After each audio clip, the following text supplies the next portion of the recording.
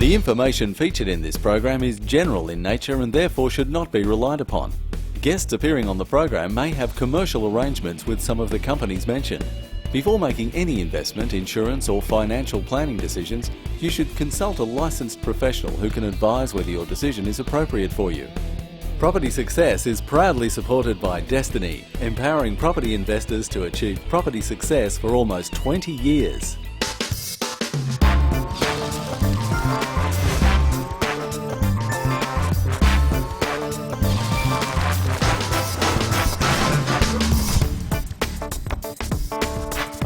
Hello, thanks for joining me here on the Business Channel for another great week in property success. I'm Margaret Lomas and my team and I have been having a great time this week putting together the episode for you. Coming up on the show, Michael Tees has a tip about water, drains and pools. Highly successful investor Simon outlines his strategies for getting ahead in property. And Penrith Mayor Mark Davis gives us a great overview of the next 20 years in Penrith. First though, it's time to get an update on what's happening in news this week. So to get the lowdown, let's drop in on Kevin Turner from Property Uncut. Fixed interest rates are rising in popularity, with reports that about 2 out of every 5 home loan inquiries to mortgage brokers are now asking about a fixed rate home loan product. Now, this comes after the RBA cut the cash rate in May, and many lenders responded by offering fixed rates below 5%, which is obviously very attractive to investors right now. Loan market spokesperson Paul Smith says fixed rates for 3 years are the most popular, followed by fixed rates for 5 years. In some other news, there are some people still waiting for variable rates to fall, but the falling Aussie dollar could see rates being put on hold for now. Some economists believe the Reserve Bank of Australia will leave the cash rate on hold for some time due to the falling Aussie dollar. HSBC Australia and New Zealand chief economist Paul Bloxham says the 6% weakening of the dollar, which is now around 96 cents, is actually the equivalent of a 0.25% rate cut. He says future decisions about the cash rate will be dependent on the dollar and whether or not it rises or falls in the future. Meanwhile, we all know the Gold Coast has been suffering for the last few years, and now many houses on the Gold Coast have been hammered by rough seas. Huge swells have caused massive erosion along the Gold Coast, especially in the area of Mermaid Beach and Broadbeach, where there are multi-million-dollar properties. Hundreds of thousands of tonnes of sand have been washed out to sea, and some homeowners are now threatening to sue the City Council and the state government, as they claim they've been abandoned and work should have been done sooner to stop the erosion. It'll be interesting to see if this has any impact on the price that buyers are prepared to pay for these absolute waterfront properties. Probably, Margaret, more waterfront than they might like right now. The timing of selling any property which you feel should go is crucial when it comes to capital gains tax. This week Ian Rodriguez fills us in on getting your timing just right. You've previously heard me talking about capital gains and losses, and I've briefly mentioned about offsetting these losses. There are some tips and advice around offsetting gains which I'd like to let you in on. Last week I mentioned that you can't deduct capital losses directly from your regular income, but you can deduct them against current year capital gains, or you can carry them forward to offset future capital gains. The beauty is that there's no time limit on how long you can carry forward a net capital loss. It doesn't expire. If you've made a couple of different capital gains during the year, and not all of them are eligible for the 50% general discount, you can choose which gains to apply the losses against. My tip is to apply your losses against the non-discounted capital gains first. Discounted capital gains are reduced by 50% and are therefore preferred to non-discounted gains because you'll pay less tax. Unfortunately, you can't stockpile carry forward losses waiting for a non-discounted gain. If you have a current year or carry forward capital loss, you have to apply them against capital gains. My second tip is if you have 2 investment properties and you expect to make a loss on one of them. It's wise to incur the loss first, or at least within the same financial year. This will allow you to offset the loss against the gain. Otherwise, if it was approaching year end and you sold a property for a gain on the last day of June and the other for a loss in July, you wouldn't be able to benefit from the loss until the end of the next financial year, and only if you made another gain in that year to offset it. Offsetting losses against gains helps to reduce your income and the tax payable. Often the tax payable on capital gains can be quite substantial, so it's important to take capital gains tax into consideration before you sell an asset to avoid any unexpected tax liabilities. If unsure, it's best for you to seek advice from your accountant. This week, my property success investor story involves a guy named Simon, and he has some pretty stunning success with his investing. He's developed a list of his own special tips for investors. Let's take a look at his story. When Simon wrote to me about coming on the show, he told me that it was his goal to have 20 properties by the time he was 45. To many, that might seem like a big goal, but in Simon's case, he already has 16, and so he was well on the way. I wanted Simon on the show as an example of what can be done, but also to show you that things don't always go smoothly. So I was born in Sydney, Australia in 1972. I attended a school on the North Shore where I was brought up. I was told that I should leave school because I didn't have the aptitude to do my high school certificate and become a chef. Since then I've got 2 master's degrees and I'm the head of training and development for a large Australian hotel company. So I think during the mid-80s they got it wrong. I had the opportunity to work for American Express as their trainer in the Japanese business unit. I'm happily commitment ceremonized with my partner of 7 years. We own a few properties together. Like all investors, he had to start somewhere, and so I asked him about his initial motivation.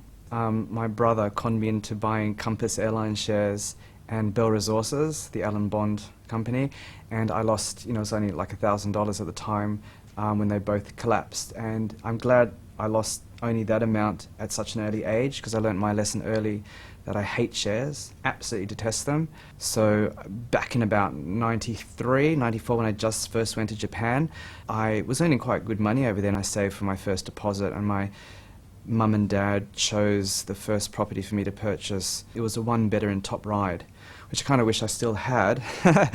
I bought a bigger and better unit in North Ryde, near Macquarie University. It was a 2-bedroom, and that was great little cash cow. It was positively geared, I believe. I had that for about 3 or 4 years, and then decided to buy my own place to live in, a 1-bedroom, dual-level apartment in an old Meriton building on Harris Street in Pyrmont. I'd now met my partner, and we bought on Bulwara Avenue a 3-bedroom, top-floor apartment.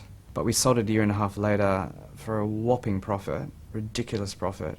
But also during that time, we bought a couple of investment properties here and there as well. With 16 properties, there are bound to be stories and tips which we can all learn from. First of all, I believe in positively gearing my properties. And secondly, I often I've purchased many properties in the past sight unseen. Because for me, it's just based on the figures. If the figures add up, then to me it's a sound investment. And also purchasing outside of the area you live in. I live in Sydney, and obviously it'd be absolutely impossible to purchase 17 properties within, a 10 to 15 radius of Sydney CBD. My tips for investors that are just starting out would be to first of all have that initial deposit. That's the most important thing. I believe it's also important to make sure that you're relatively debt-free in terms of credit cards and other incidental debts that you may have, because your focus, if you really want to build up a property portfolio, should be solely on paying those off first and putting all of your energy into building that portfolio. Some people watching this program might think that I don't need to be on a program like this and get any additional advice, but that's not true. Just because I have the amount of properties I have doesn't mean I'm a professional property investor. I'm still an amateur. I still have a rather big learning curve to go. What I'd like to do is become a real hardcore property investor. and have 30, 40, 50 properties by the time I'm 50. So I'm looking to double my portfolio at the very least in the next 10 years. And I believe Let's look back later in the series and see if Simon reaches that goal of 20 properties. In his contract tip segment this week, Rob Belander looks at the wisdom or otherwise of electing to offer a second mortgage to someone who wishes to buy a property from you. Let's take a look at his advice. I took a call recently from a client, let's call him Joss, who'd been trying to sell his property for some time. Finally, Joss got there. He rang me to tell me that he'd found a buyer, someone who was prepared to pay his price, meet the price of $700,000, but the buyer wanted him to finance part of the price himself by leaving in, wait for it, $200,000 of the sale price for a period of 9 months from settlement. The buyer would pay 10% interest and allow the seller to have a registered second mortgage over the property behind Westpac. Joss wanted to know if any of this proposed a problem and whether I thought this was a good idea. Well, my advice to Josh was this. Second mortgages generally are poor forms of security because at the end of the day you are second cab off the rank. Think of it this way. Everything you do as the second mortgagee, as the holder of that second mortgage, has done when selling the property, first and foremost for the benefit of the first mortgagee, in that case Westpac. And it usually is a big bank like that. Only after they've got all their money and got the first bite of the cake, only then are all monies repaid to you, and only then, if there's enough left over to do that, do you receive anything. So mortgagee sales too, by the way, I said to Josh, they've got a perception in the marketplace that they are distressed sales, desperate sales. So they regularly attract buyers who circle around like a shark in a lot of ways, making low-ball offers, leaving you the real prospect of a shortfall in the sale and not getting enough to pay out your second mortgage. It's critical, therefore, that you put a limit on the amount of the first mortgage for it to have any real value. Your second mortgage needs to have real value by limiting the amount of the first mortgage. So the contract of sale should therefore include a clause like the following. This would cover it. The buyer has an obligation to arrange for the first mortgagee, Westpac in this case, to enter into a deed of priority on or before completion. And this is a fundamental obligation and a fundamental term of the contract. And that deed of priority would limit or cap the amount of the first mortgage.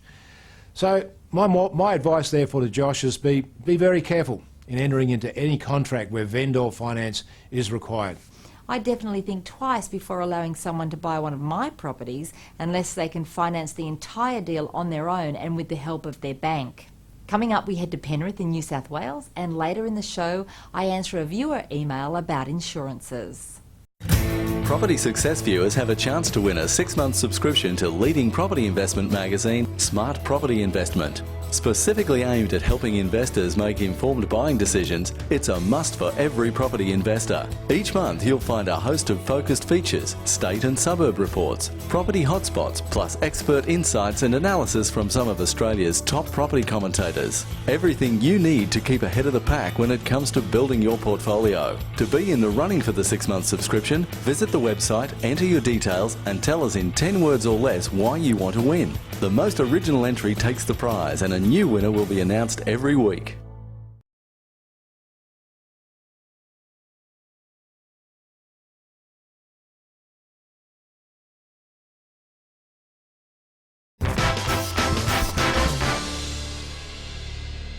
Years ago when I was first married, many of my friends built new homes in Penrith.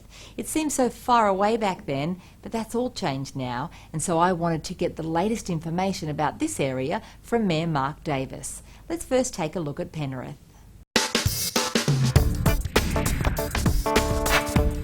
Penrith is a suburb in Greater Western Sydney, New South Wales.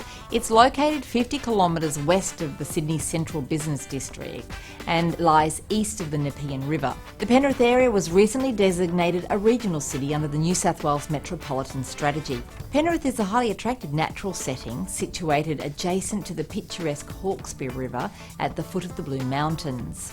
The Nepean-Hawkesbury River system is about 300 kilometres long, flowing through the stunning Nepean Gorge, across Sydney through 9 national parks before meeting the sea in the Ku-ring-gai Chase National Park. Enjoying its neighbouring proximity to the Blue Mountains and being a thriving hub of Western Sydney, the Penrith Valley is alive with tourism opportunities. The city boasts an active harmony of urban and rural lifestyle and is a typical Australian community featuring international standard shopping, culture, entertainment, sport, manufacturing, employment opportunities and recreational activities. It's also rich in history, with the international standard fire and print museums, Aboriginal Culture and Education Centre and the Arms of Australia Inn Museum. Penrith Valley is the location of the world-renowned Sydney International Regatta Centre. The Penrith Valley was first explored by the newly arrived European settlers in 1789. A rich heritage remains from historically significant early rural settlements along the river and its tributaries. The population is around 185,000. The median household income is $1,398 a week. 70.6% of the population own their own home, while 26.7% rent. 81% of all dwellings are houses, with 7% flats and apartments. Houses in the area start from $280,000, with a median rent of $300 a week. The vacancy rate is 1.3% and unemployment is 5.5%. I took a look around Penrith, then dropped into the council to interview Mayor Mark Davis. Here's what he had to say. Penrith is a regional city and it's growing, and all the services that are here, people enjoy, and it's sort of self-contained in a lot of ways. I think the other thing that a lot of people, and what I enjoy about Penrith, is a real sense of community spirit. Even though we're only 50 k's from Sydney, CBD, we've got that balance between both rural and urban, and that community sense of spirit. And we've got some fantastic facilities such as the Regatta Centre and whitewater rafting, which have been a great legacy since the Sydney 2000 Olympics. Penrith has a number of land releases underway at the moment. We have Thornton, which is just on the north side of the main railway station here in Penrith, where 1,000 homes are going in, and they're ranging in their type of offer there, from terraces to apartments to sort of more smaller lots. Then we have the Jordan Springs, which is a Lend-Lease investment of $600 million, and there's 2,500 homes going into that area there. And then on the southern side of Penrith, in the Glenmore Park area, we have another release area there. Now, why these larger companies and these developments are taking place is fundamentally there's a huge driver for new homes and new areas and new homes and land packages for people in the area. The results, what we're hearing from those land release areas, is that the demand is very, very high, and they're selling those quite well. And we're not only supplying these new home and land packages not into our own area, but we find that a lot of people out of the area are coming to settle in here in Penrith. There's also a lot of other development that's taking place as well. We've got Panthers here. There's $830 million worth of development that's taking place there. So that's in terms of entertainment, whether it's restaurants, whether it's also residential and aged residential accommodation as well. We also have quite a need for more accommodation in terms of hotels and short-term stays, and we're having a lot of interest in that area at the moment in terms of investment. In terms of services for the ageing population, we have a very good education and health precinct that we're very much concentrating on growing. Obviously with the Nepean Hospital in town, in Penrith, we're working, that's growing at quite a large rate. In fact, at the moment we're working on bringing on board and putting together an economic master plan for an institute, medical research institute. We've set up an organisation as an initiative, Penrith Council. It's a separate identity. It's called the Penrith Business Alliance, and it's been charged with the charter to generate 40,000 new jobs. What's coming out of that is the Warrington Corporate Park. That's a $30 million investment of bringing in more knowledge jobs. Because we are connected well with the M4, M7, those sorts of things, we do have a lot of logistical type companies that have set up, warehousing companies, particularly in the Erskine Park employment region. We're finding that we're getting a lot more interest and a lot more diversified in terms of the normal knowledge jobs coming to Penrith area. And we're starting to see a much greater variance of industry starting to take up their place. I think what is really attracting them is that they're able to a lot more easily make their mark here in Penrith. They're able to set up from scratch and build from new because of the space that's been made available here in the Penrith area. Investors want surety. We understand as a council that we're in competition with many other areas for investment, and we understand that, and we want to make ourselves as attractive as possible to those investors. So this Economic Opportunities Working Group is designed to be often to be a sounding board for investors. Whether they're wanting to meet with council or find out direction, they've got a platform to do that.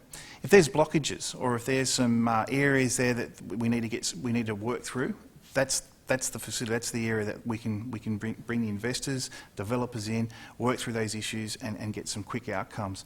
You know, there needs to be some sense of, for a lot of investors, there needs to be a sense of that they can feel that they can do business in Penrith, it's more of a partnership, and that's what we want to foster, is a partnership with people that want to invest in the Penrith area. I think why that Penrith is the place to invest hangs off a number of very important factors. Number one, the state government has designated us as a regional city. So basically what happens is on the north-west of Penrith, we have a city of the size of Canberra being built. On the south of Penrith, we have another city the size of Canberra being built. So our population is 185. It's going up to 250,000 in the next 20 years. And those areas that will be drawing on Penrith for its services is going to grow from 500,000 to 1 million.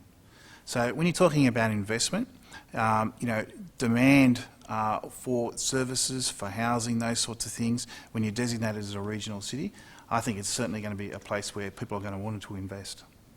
$450 million worth of investment in Penrith City, approved in the last 12 months, shows the city is well and truly open for business.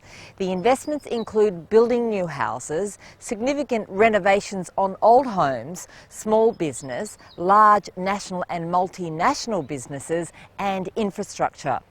Two-bedroom units in St Mary's, Werrington and Kingswood can be found for less than $200,000, with gross rental yields of at least 7%, while houses start in the area around $300,000. With the University of Western Sydney, Nepean Hospital and the major shopping centre of Penrith itself, there's certainly plenty of infrastructure. In 2005, Penrith was identified as a regional city in the New South Wales Government's Sydney Metropolitan Strategy. As such, Penrith will become a major focus for development to ensure that it plays a vital role as an employment hub and service centre for Western and Northwestern Sydney over the next 25 years. Perth's regional city is being planned to attract development that can provide a full range of activities which then attract people, including retail, government, educational, health, cultural, entertainment and recreational functions. As such, its future is pretty assured as a solid investing hotspot. I've talked about property insurances in past shows, but I still get a lot of email about them, so I thought that it would be a really good time to summarise again just what you need by answering this email from Carrie, who asks, if you buy a property to rent out, what insurances do you need to cover you for the tenants, etc.? Well, Carrie, as you know, the basic insurances are going to be really important for you, as with all property, so you need to start with a good house and contents policy. This means insuring the building and any contents too. Where it's rented, you might not have a lot of contents, but remember, there are some things which still need covering, like window treatments and anything that's not part of the building.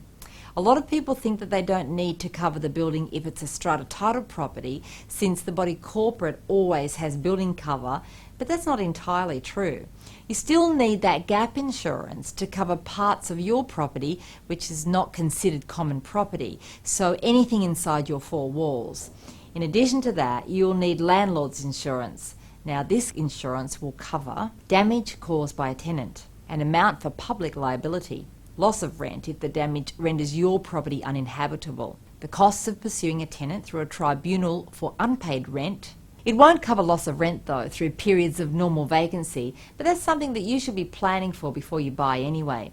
Carrie, not all policies are the same. The important things that you're looking for will be a low excess and a high cap on claims for each event, Many companies cap the claim that you can make at too low an amount, leaving you very out of pocket in the event of damage.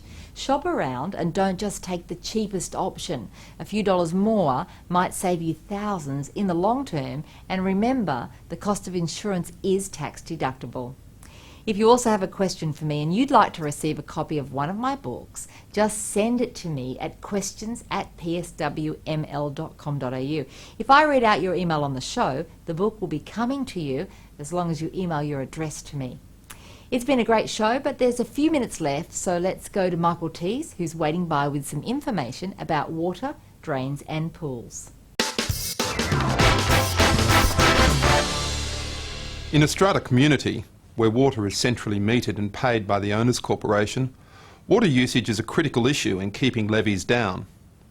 There are things you can do to save water on the common property, including watering tanks to catch water for watering common property plants, and fitting water-efficient taps to common property outlets.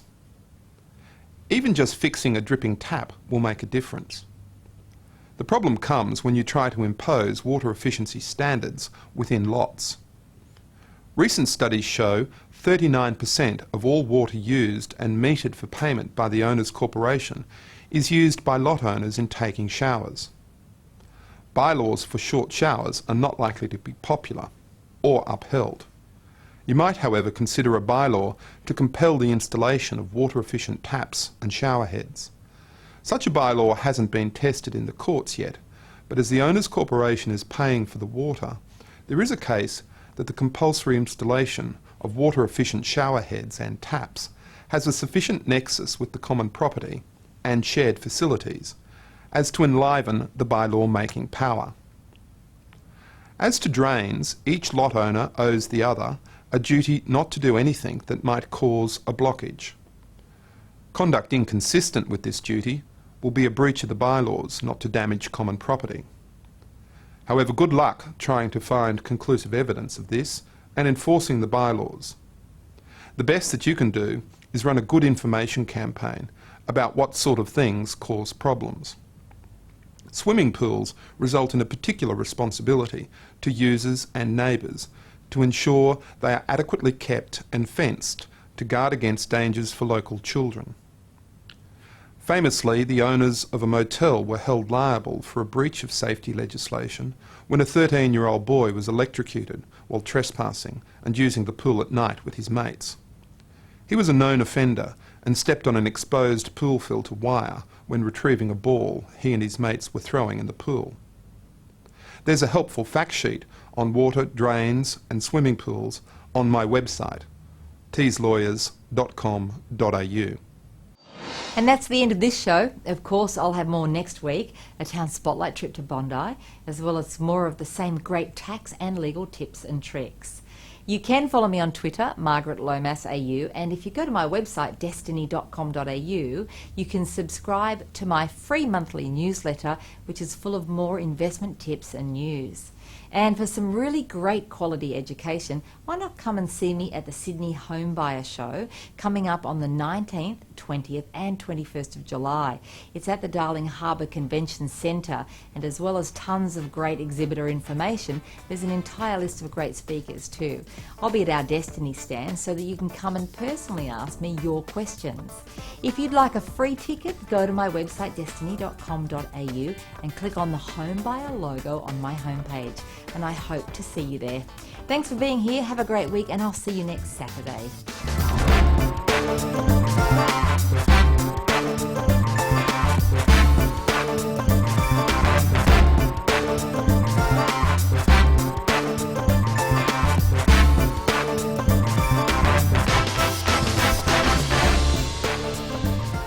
Property Success is proudly supported by Destiny, empowering property investors to achieve property success for almost 20 years.